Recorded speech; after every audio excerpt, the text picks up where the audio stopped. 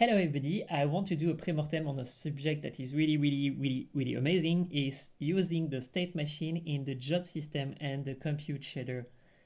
And so in ECS of Unity. It's totally amazing. Why? Because if you think about it, so the state machine is about tracking the state of an object.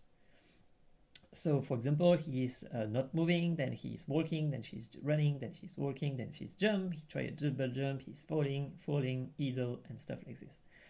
And all that can be converted in a state machine, a fine state machine as integer.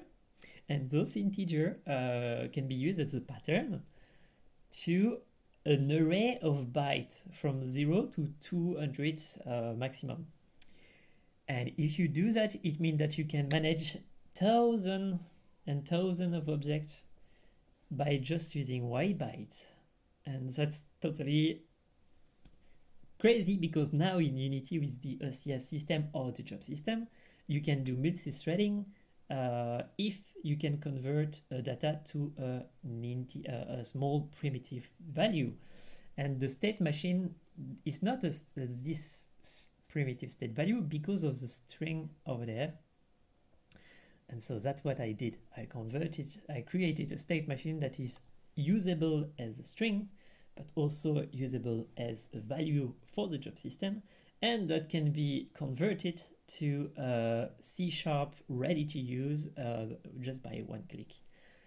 To give you a bit of an example, here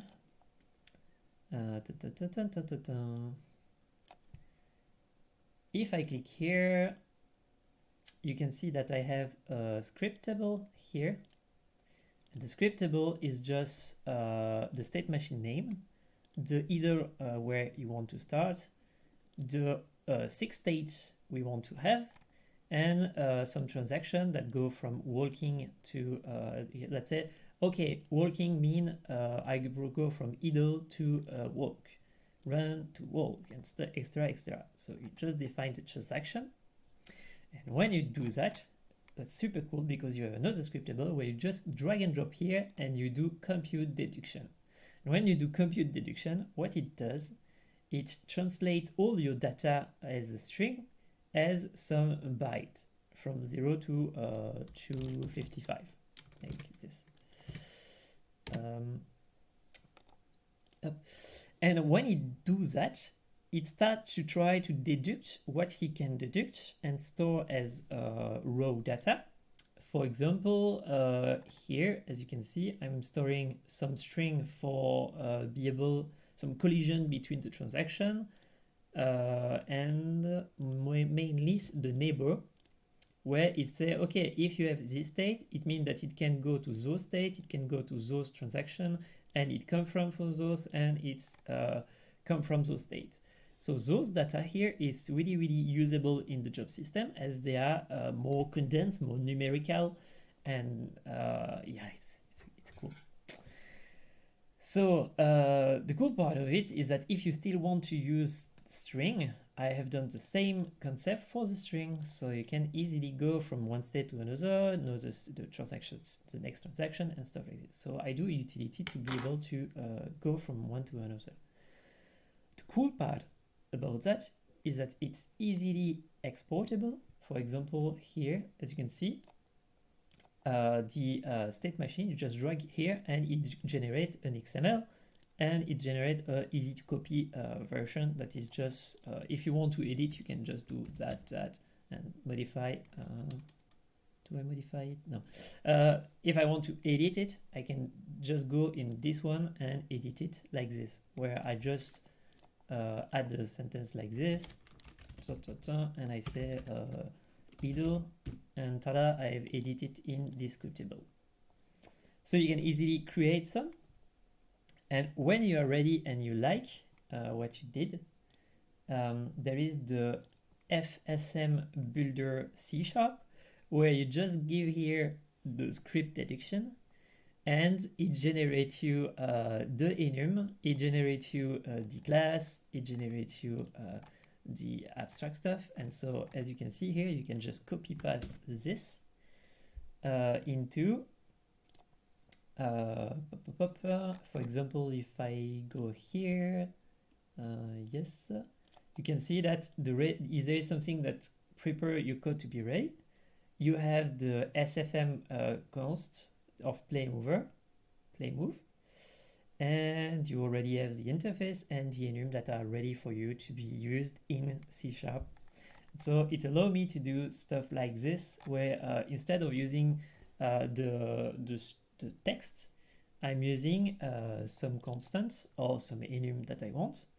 And if I still want to use some text, I can still, as you can see in this demo here, use some text in the old way, where I just saying, okay, if the current state equal this state with some string. And so I do some basic code with just some text if I don't want to compile it, because I'm not ready, I'm not sure the state machine should work like this or like this. You cannot compile it immediately. But yeah, so that's totally crazy. Why am I doing that? Basically, why am I doing that? It's because I want to use it for plenty of code that is more on the performance issue, and so that need to run in the job system. And what you have to understand, if you don't understand the job system,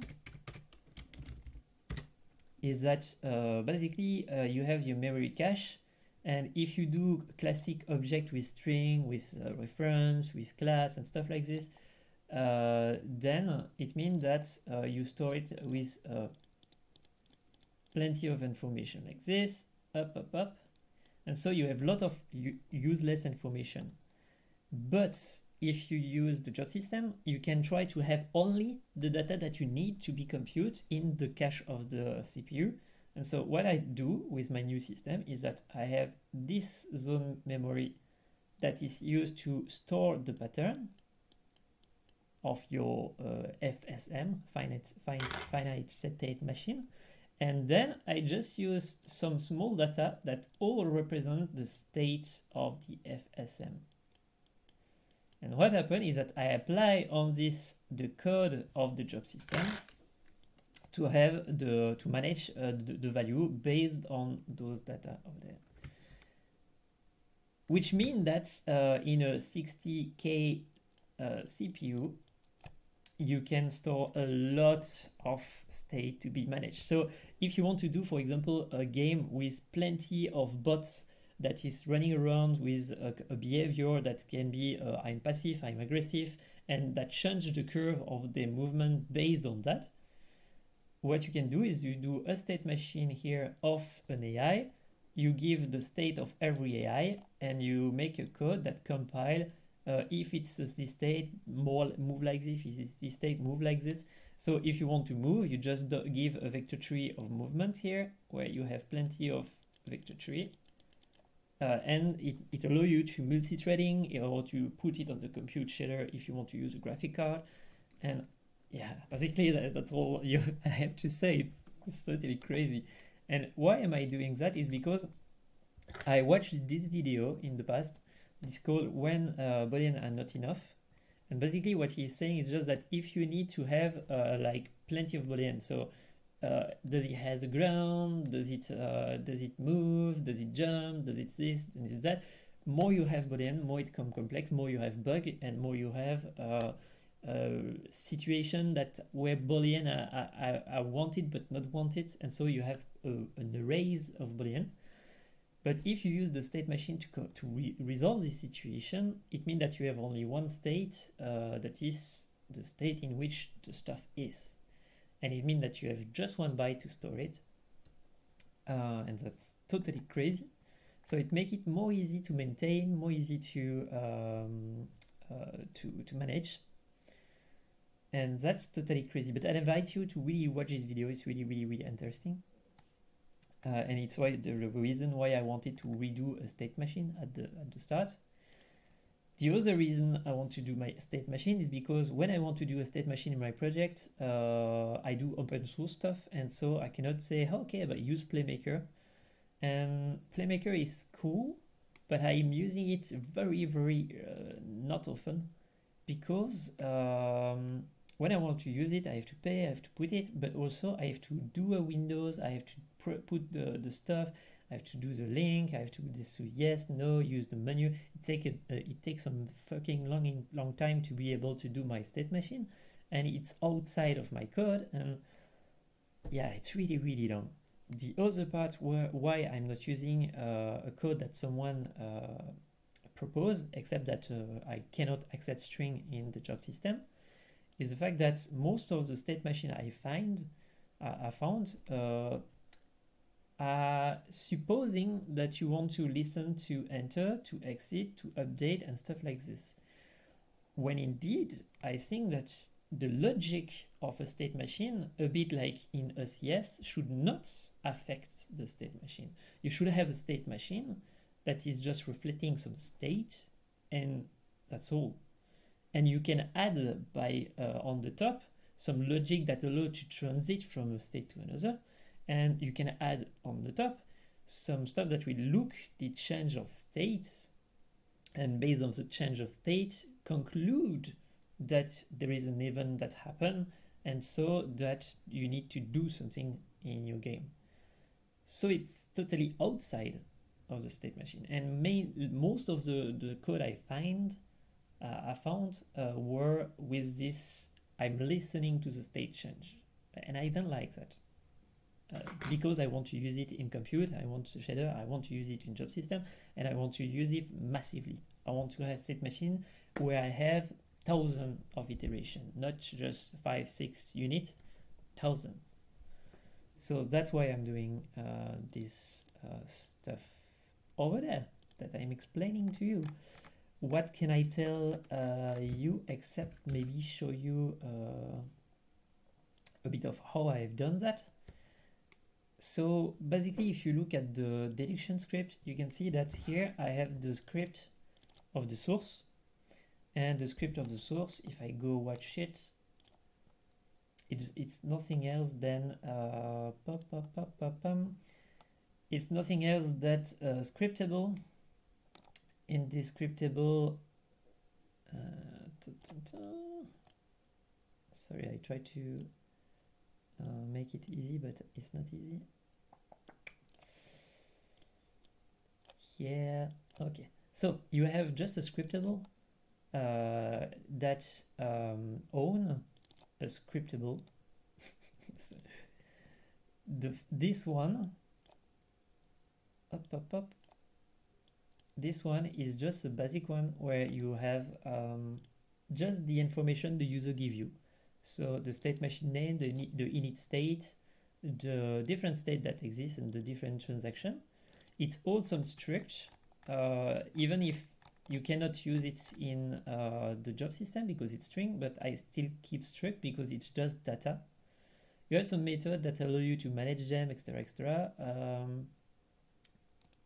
But yeah, that's the idea. It's just that you have boolean string state machine that is a representation, and you have the scriptable that is just holding the data. I remind you that it's in development code, so plenty of stuff will change, but that's the core, so it will not change.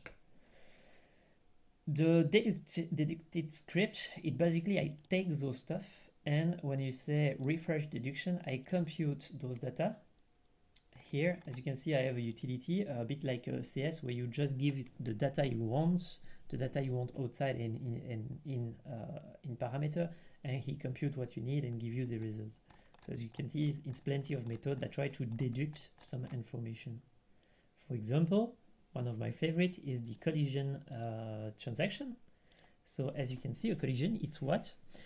When you have your find state machine, for example, this one, the user will use some name that are unique for the state, but sometimes he will use the same for the transaction. For example, idle, when you want to jump, it's jump. When you want to walk, it's jump. And when you want to run, it's jump, to be able to access to jump. So here what happened is that I have here a data that is collecting, okay, here is all the transactions that are unique. And based on this unique transaction, you have a transaction name and some transaction ID that are linked to this name. So for example, 657, I don't know. And so that's the idea. So basically when you look at those, it's just some pre-compilation that are serializable for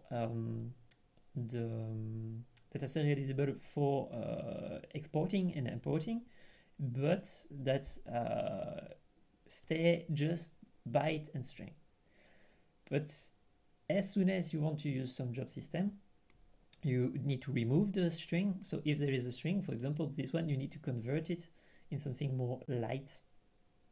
And that's why I have some other clays that are more light, I will say. I will try to find them. Where did I put them? It's here. Jobable. For example, if you want to do a jobable, you need to use some byte, but the arrays, there is no arrays in job, so you need to use native arrays, and native arrays on transaction ent byte. So as you can see, it's just a transaction, but instead of having the string, it's just the ID. I'm using byte because I consider that 0 to 255 state of transaction is largely enough. And if you go over that, it means that you don't need state machine, you need something else more complex. And so yeah, it allows me to have a really small size, and so when I put it on the CPU to go really fast to put it on it, and to take less space also. So that is the idea. All the data is cut in struct that is usable for the job system. Why I'm not showing you the job system for the moment, as you can see, native array, is because I did not code it yet. It's a pre-mortem. I'm saying here is the code. I have code. It's almost ready, but as I will do plenty of other stuff, I will maybe not have the time to finish it. So for the moment, here you are. But as you can see in the example I showed you earlier, it was Jobable. To remind you a bit, the demo I'm showing you here, basically it's just you give the scriptable, and as a player you can see the previous state and the next state, the current state and all the states, and you can say I want to jump, I want to double jump, I want to fall, I want to stay, I want to run. And so basically when I'm pressing on the button, it's just saying based on this scriptable pattern, based on the string, could you change the state of the current state machine? And it switch from 1 byte to 1 byte and trigger some element that you can catch. You can use it as a player, as you can see here. It's an example of when I use the player one here with some string, and you can use it as not human friendly with just as you can see ent here, and you are not obliged to use job system, you are not obliged to compress it. So for example, this AI here just look like this. I'm saying state idle equal, and I'm giving the const of the idle, the walk, the run, the jump, stuff like this. And then I have the scriptable, that is all the stuff that are deducted. And I have the string FSM access. So basically, what is the string FSM access? It's just, instead of having plenty of methods that are in the same big class, I have a small class that is called string FSM, where it's just plenty of methods that you can say, I want the ID state of this name, I want the ID of this, I want the initial state, I want the next state, and stuff like that. So it's a facade of accessing deducted data.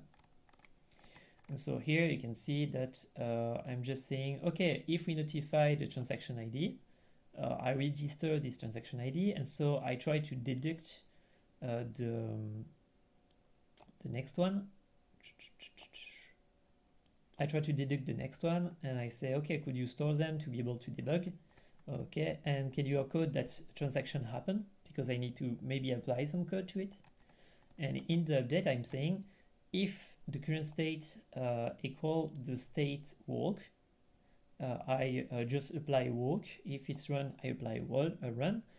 And if it's not a permanent state but an event, I'm just saying, okay, when you ask me to change, I unqueue those bytes. So I dequeue them and I say, okay, if the ID you give me, the transaction ID you give me, equal transaction that is called jump, that go to the state jump, no, that is called jump, and that come from jump and go to double jump, then it means that you want me a double jump, so I double jump you. But if the state of the transaction you gave me is idle to jump, or run to jump, or walk to jump, then could you apply a classic jump? So that's a bit the idea of behind the scene management of this state machine. And I like it really, really much. So yeah, I hope you like it too. I'm not sure somebody will watch here. If you are watching the video at this point, you can write chicken in the comments, just to make me enjoy my day. So chicken in the comments. The code will be in the description of all that, but in the first place it will be on a Git that I created for this one, but I will rename it because my aim was just to collect the state machine of the web and check which is the better. And when I was creating this repo, I realized that it's more simple for me to just do mine, and I will rename it to fetch that. So, but the Git is in the description. On that, I can speak for hours, but I will stop here because I think that you got the idea. Feel free to comment or ask questions or ping me on Discord if you need my help. And feel free to check the future video if you are interested to use my finite state machine for job system and ECS. May the code be with you. Have a great day and bye.